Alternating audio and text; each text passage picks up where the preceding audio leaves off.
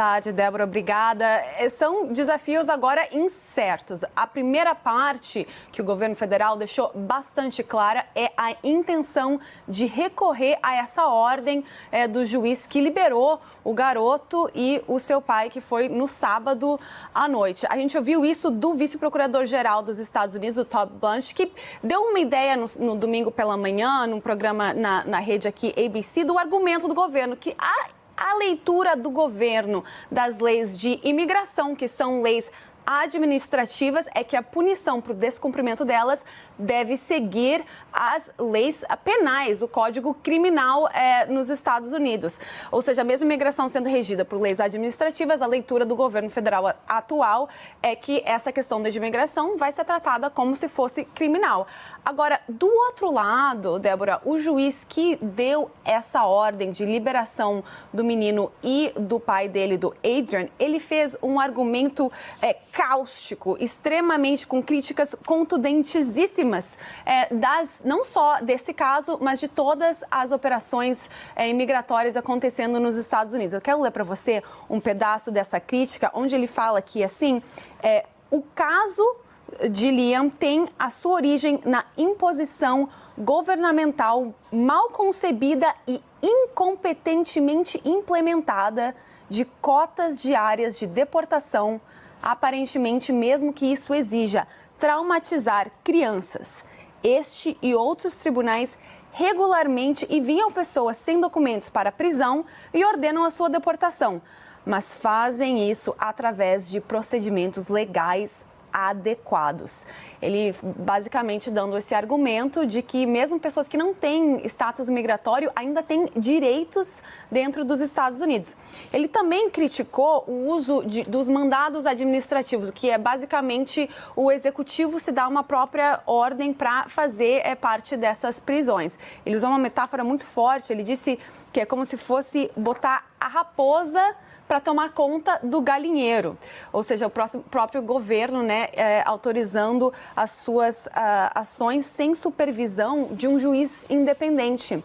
E ainda colocou no final da decisão dele uma foto do Liam sendo levado pelos agentes federais na frente da casa dele com um gorrinho dele de coelhinho, o agente segurando ali a mochila dele, e colocou 2 versículos da Bíblia, um deles Mateus 19:14, que diz, Jesus disse, deixem vir a minhas crianças, e João 11:35, apenas Jesus chorou. Agora, voltando um pouquinho, Débora, para como que a gente chegou aqui, como que essa criança foi detida, como essa criança foi levada para esse centro de detenção de imigrantes no sul do Texas com o pai, há 2 versões. Uma delas é o que o Departamento de Segurança disse oficialmente, que foi a pedido do pai, que eles chamaram de imigrante ilegal, que o pai tinha pedido que a criança permanecesse com ele. Mas teve um amigo da família que estava ajudando a tomar conta da mãe do Liam, que estava em casa, ou seja, daquela foto ela estava a alguns metros do seu filho, e que ela estava com medo de que, se ela abrisse a porta para tentar socorrer o filho, que ela também seria detida.